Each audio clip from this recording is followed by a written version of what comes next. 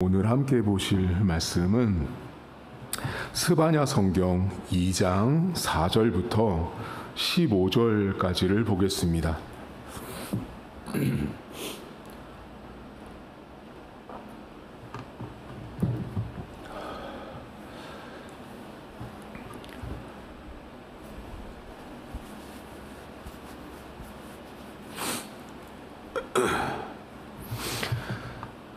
스바냐 성경 2장 4절입니다. 가사는 버림을 당하여 아스글론은 폐허가 되며 아스돗은 대낮에 쫓겨나며 에그론은 뽑히리라. 해변 주민 그레 족속에게 화 있을진저 블레셋 사람의 땅 가나안아 여호와의 말씀이 너희를 치나니 내가 너를 멸하여 주민이 없게 하리라. 해변은 풀밭이 되어 목자의 운막과 양떼에 우리가 거기에 있을 것이며 그 지경은 유다 족속의 남은 자에게로 돌아갈지라.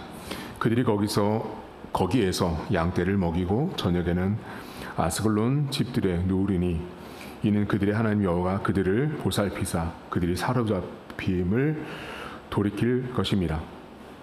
내가 모압의 비방과 암몬 자손이 조롱하는 말을 들었나니 그들이 내 백성을 비방하고 자기들의 경계에 대하여 교만하였느니라. 그러므로 만군의 여호와 이스라엘의 하나님이 말하노라. 내가 나의 삶을 두고 맹세하노니 장차 모압은 소돔 같으며 암몬 자손은 고모라 같을 것이라. 찔레가 나며 소금 구덩이가 되어 영원히 황폐하리니 내 백성의 남은 자들이 그들을 노략하며 나의 남은 백성이 그것을 기업으로 얻을 것이라. 그들이 이런 일을 당할 것은 그들이 만군의 여호와의 백성을 회방하고 교만하여졌음이라.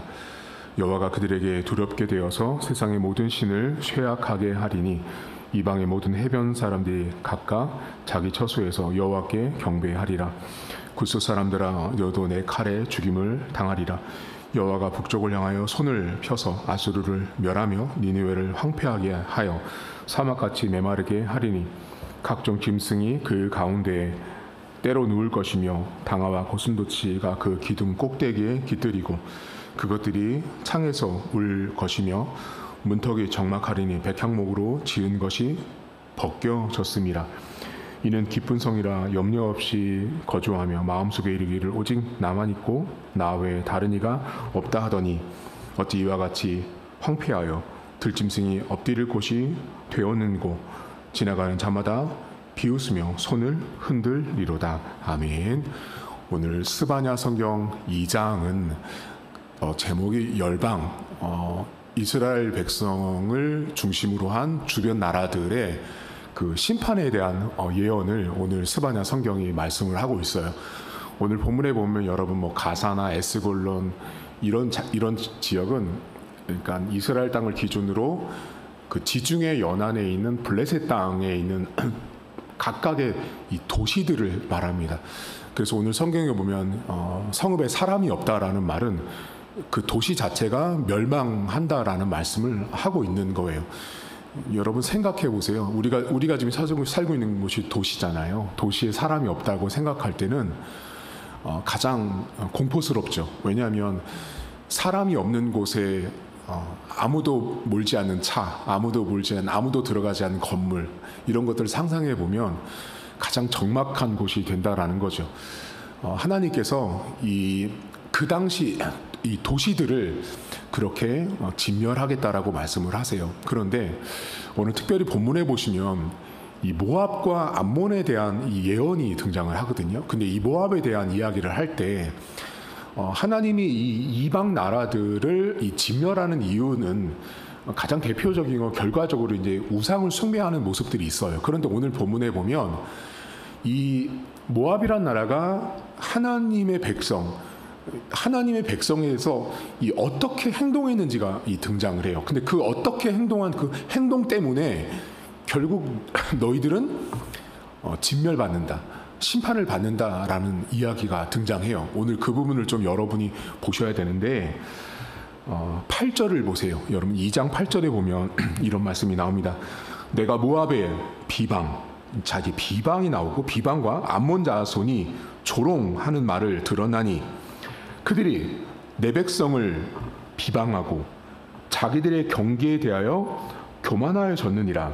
9절. 그러므로 만군의 여호와 이스라엘의 하나님이 말하노라. 내가 나의 삶을 두고 맹세하노니 장차 모압은 소돔 같으며 암몬 자손은 고모라 같을 것이라.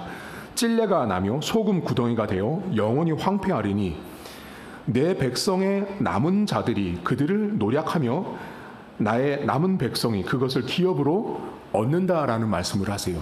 자, 여기 본문에 보시면 하나님 백성을 향해서 이 모압이란 나라와 암몬이란 나라가 어떻게 했는지를 나오는데 본문에 보면 비방하고 비웃는다고 나옵니다. 여러분, 비방하고 비웃는 것은요, 이 히브리어 뜻이 욕하고 깔보다란 뜻이에요. 나보다 너는 나자라고 생각하는 것이 비방하고 비웃는 거예요. 근데 하나님 입장에서 하나님에게는 이 이스라엘 백성들은 비웃음의 대상 또는 천하거나 낮게 볼 대상이 아닌 거죠. 그러니까 하나님에게 있어서 하나님 백성은 가장 귀한 존재인데 그 하나님이 귀하게 여기는 백성을 이방 나라가 비방하고 비웃었어요. 근데 그것이 그 모압과 암몬의 진멸의 결정적인 이유였다라고 오늘 밝히는 거예요. 여러분, 이게 되게 우리가 하나님 백성으로 살고 있는 그 자부심과 긍지가 이런 성경을 통해서 우리가 깨달으셔야 돼요. 하나님의 백성을 비방하고 비웃는 자들에 대해서는 하나님이 좌시하지 않는다. 반드시 그들을 심판하고 진멸한다. 하나님 백성을 향해서 하나님이 그렇게 존귀하게 여기고 있다라는 걸 말씀해요. 그런데 오늘 이 성경에 매우 중요한 포인트가 있어요. 그게 뭐냐면, 자, 하나님이 너희들 내 백성을 비방했니? 비웃었니? 그래, 너희들은 진멸의 대상이야 라고 말씀하시고 진멸해요. 자, 그러면 모압과 암몬을 진멸하고 나면 여러분 뭐가 남죠? 잘 생각해 보시면 구약시대는 온통 전리품이 남는 거죠. 모압도 암몬도 생각해 보세요. 아까 여러분 보세요. 도시가 있는데 사람이 살아야 돌아가는 거잖아, 쉬운 말로. 근데 하나님이 암몬과 자손을 진멸하고 나서 이 본문에 보면 뭐라고 나오냐면 암몬과 자손에서 걷어들인 모든 것들이 내 백성의 기업이 되게 하신다라고 말씀하시는 거예요. 여러분, 암몬과 이 모압이란 나라가 이스라엘 백성을 볼 때는요 매우 얕잡아 봤다고요. 그냥 구약 고대 근동 사회 속에서 모압과 암몬의 군사력에 비하면 이스라엘 백성들은 사실 엄청나게 약자죠. 초반이야 뭐 그렇다 쳐요. 근데 후반으로 가면서 이스라엘 백성들이 오늘 보면 이스바냐나 하나님을 배반하고 하나님 찾지 않고 구하지 않는 그런 상황에서의 이스라엘 백성들은 정말로 그냥 초라했어요. 초라했기 때문에 그들은 결국은 비방거리가 되고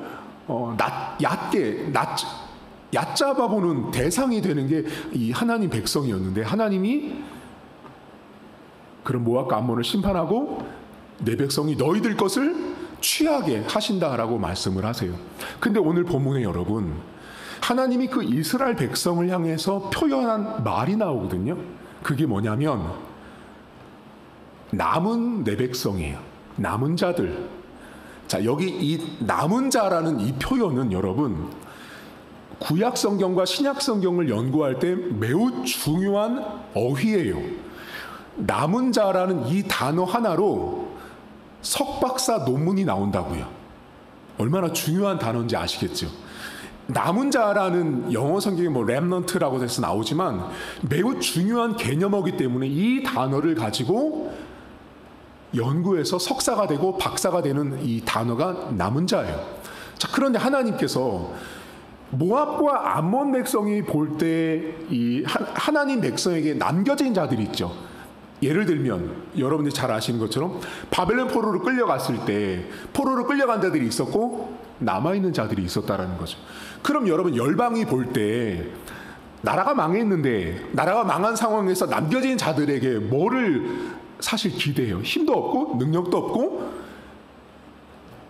적수가 안 되는 거죠, 한마디로.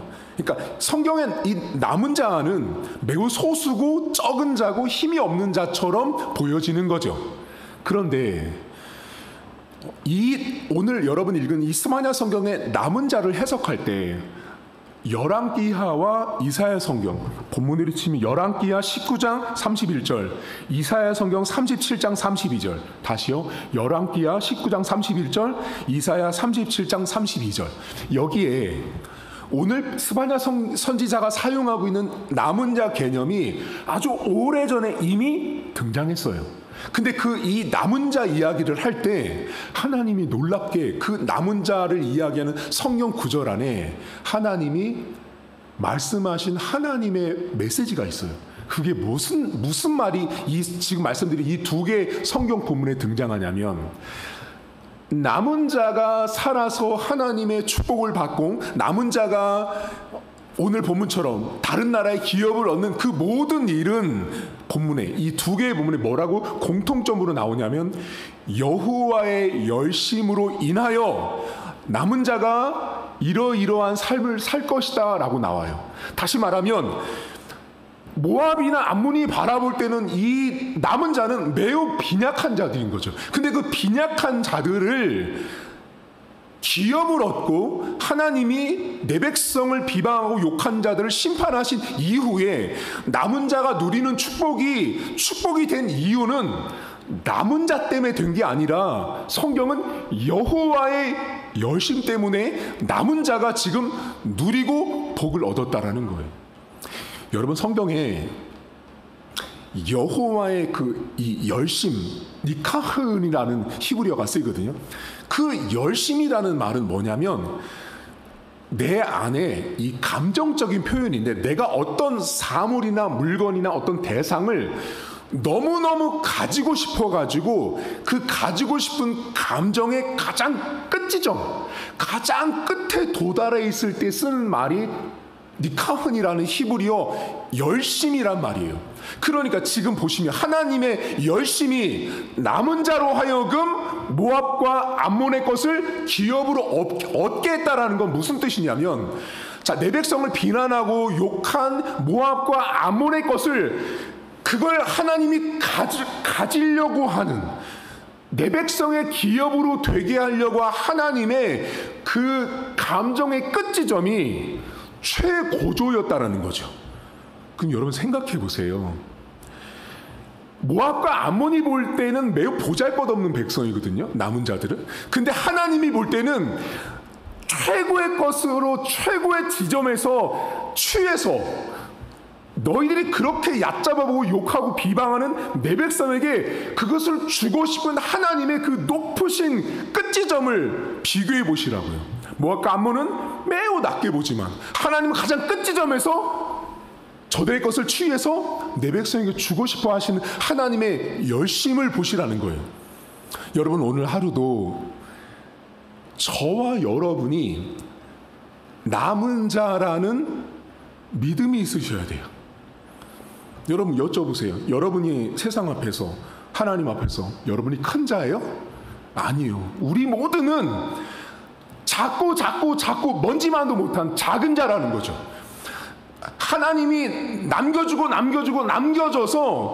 그 남겨진 사람들 중에서도 남겨진 자, 그게 우리라고 만약에 생각한다면, 우리가 오늘을 살고 있고 오늘도 내가 뭔가를 삶에서 누리고 있는 것은 인생의 열심, 인간의 열심, 교회의 열심이 아니라는 거죠. 하나님의 열심이, 그 하나님의 끝지점에 있는 내 백성에게 저것을 주고 싶은, 취해서 내 백성이 갖도록 하고 싶은 그 하나님의 열심, 그 열심을 여러분들이 믿고 바라보셔야 돼요. 여러분, 오늘도 여러분의 열심으로, 교회의 열심으로, 가정의 열심으로 내가 존재하고 살아가는 것이 아닙니다.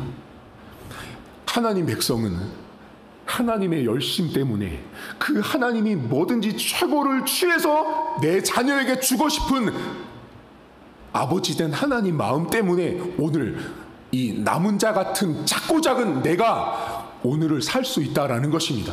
오늘도 하나님의 열심을 기억하십시오.